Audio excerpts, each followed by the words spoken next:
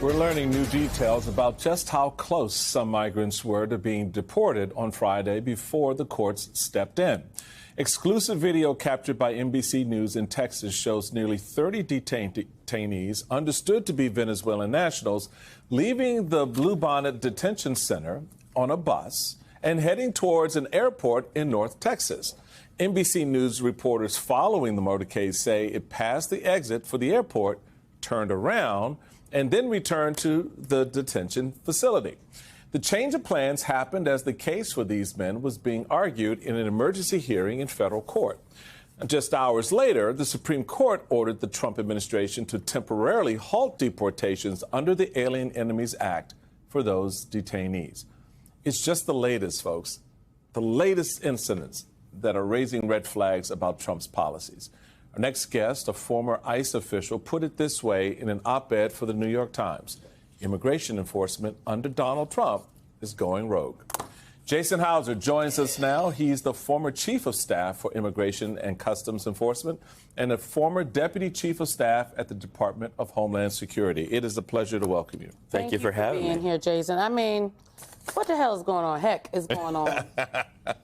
You know, what we see here is a lot of political theater, and we see a lot of targeting of vulnerable populations. We see a misuse of federal law enforcement, taking it away from public safety and national security threats, all the things that American people agree on that we need law enforcement focused on. What we see is sort of the dehumanization, the politicization, the targeting, and using it to drive a narrative that somehow migrants that are here to seek protection under our laws are here to do us harm, when in actuality the facts and the data show that's very few of those that are come here to seek refuge. What we're now seeing from a lot of the direction from the White House, from Stephen Miller and others, is to sort of drive these sort of narratives, these punitive measures that, like we saw with Mr. Garcia and these individuals being sent to El Salvador. And it's risky. It's risky for our Constitution. Mm-hmm. It is inhumane. It is against our American values. And quite frankly, it's getting in the way of federal law enforcement carrying out the public safety protections that we need. First off, I just put on the table, it is so clarifying to have your voice in this conversation as someone who understands the inner workings of ICE, the good things that work in our immigration system, as well as the not so good things that have worked. And you've made the point that what we're seeing now is not addressing the underlying issues related to what's broken in our immigration system. Rounding up detainees doesn't solve the back end problem. You still have a back-end operational problem because you don't have the technology in place. You don't have the man and woman power in place. Talk about that. As former chief of staff, you ran these agencies. So the women and men of ICE, there's a lot of good men and women that work there that want to keep our communities safe. So really, if you think about immigration operations, there's 14 million people on the immigration docket. We do not have a system built to that scale to handle that sort of, that process, to move people through asylum processes and the immigration sort of vetting. We do not have a system for that. So you have, within ICE, you have about 6,000 deportation officers that want every day to focus on national security and public safety threats. So that's just real quick, 6,000 for 14 million. 14 million flow through the system. So the difference, and I will, as someone that worked there within the Biden administration, the Secretary Mayorkas and the president at the time was like, with those little resources, focus on those that really want to do us harm, the very few migrants that want to hurt us. But in this administration, there is this sort of shotgun approach to immigration enforcement. And I always try to leave people with three key numbers that you can always evaluate. ICE has 6,000 deportation officers. You can carry out X amount of arrests. Mm-hmm. So you can only carry, X amount. And the current secretary sort of touts these numbers of we've arrested 20,000 in a month, in the month of March. Well, half of those are released because you only have 45,000 detention beds that are full, and you can only remove about 10 to 12,000 people a month. That's because Venezuela doesn't take removal flights. Cuba doesn't take removal flights. Certain countries don't take removal flights. Right. So you have X amount of officers going out and trying to stop those that want to, take advantage of our immigration system. And you have a certain amount of beds that sort of begin the process of removal. So you want ICE focused on those that have exhausted their pathways to be here legally, and it's, they've ran their course and it's time to go home. And you want them focused on those that want to do us harm in the community. That is not what is happening. Now we're having this debate over the Alien and Sedition Act and these new powers when ICE has the authorities that it needs under Title VIII.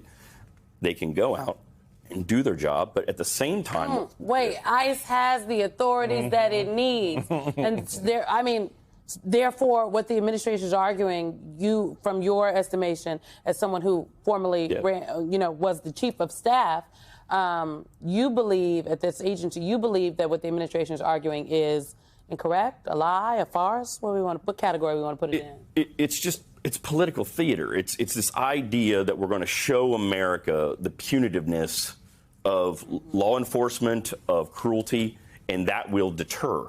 And quite frankly, across the migrants that we have seen flow to our borders seeking asylum under the law legally over the last decade are leaving horrific situations. Yes, like in Venezuela, frankly, like in El Salvador, like in Haiti, yes. like in Haiti, right? For example, I just want to throw on the table, Michael, that when you read in the intro and showed the video, literally in court on Friday, the ACLU lawyer Lee Gallant was arguing that the reason this hearing was needed is because people were loaded on buses. He said they have already been loaded onto buses. We believe they're on the way to the airport. They were, and we just got word a few minutes ago that it appears they are preparing more men for travel tonight. They were intending to do this. We got the video. Right, and that's the big thing, Jason. The intentionality here is not consistent with the American ideal that you will be afforded due process, that our system, as you know, having run it,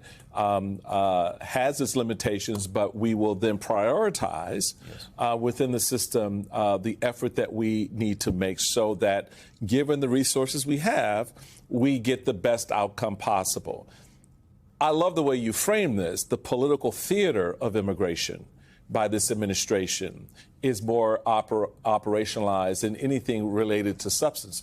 And again, I just want to remind the American people that when given the opportunity to begin to put a substantive policy on the table on immigration, Republicans stopped and killed that effort. Yes. Why? Because Donald Trump, all right, Sunday morning now, wanted to have a political issue to run on in the 2024 election.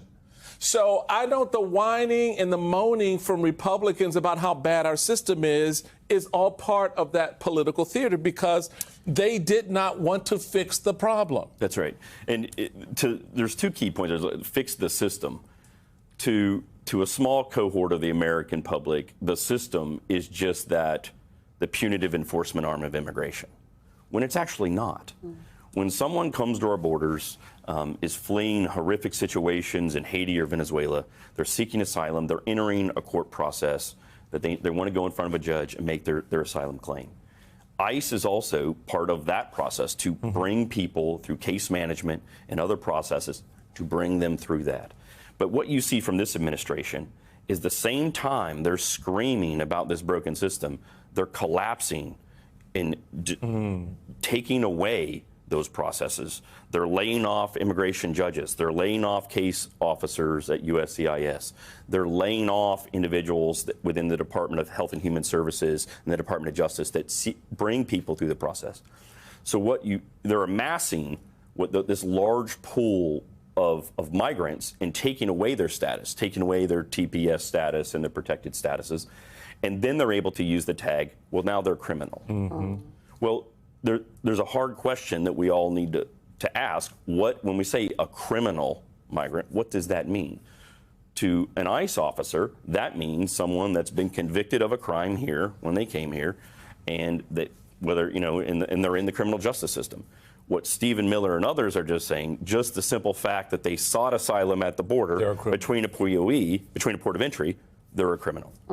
And that is, for far too long, our immigration system and our asylum system has started in the border. And a lot of individuals and a lot of smart people are beginning to talk about what a better system will be in the future. But this administration is only about amassing the largest pool of those that they can remove to countries that are removable, right? The largest nationalities that we saw in the Biden administration come to the border, the southern border, was Cubans, Colombians, and Venezuelans. We can't remove individuals to two of those countries, right? Venezuelans and Cuba. Right. So they're going to amass those that are, quite frankly, the most vulnerable and those that are most at risk and jerk them out of our communities. And that hurts our community, that hurts our economy, that hurts our industries. And it's horrific for the people that it's being inflicted on. Jason Hauser, really appreciate you, man. Thank you for the insights. It's good to hear from someone inside the system who knows. Right, because they're going to say, we crazy and we just being dramatic. Right, no. We can be pro-law enforcement, pro-public safety, pro-migrant, and sort of like look out for our values. And all of this. Yes, sir. Appreciate you, Jason.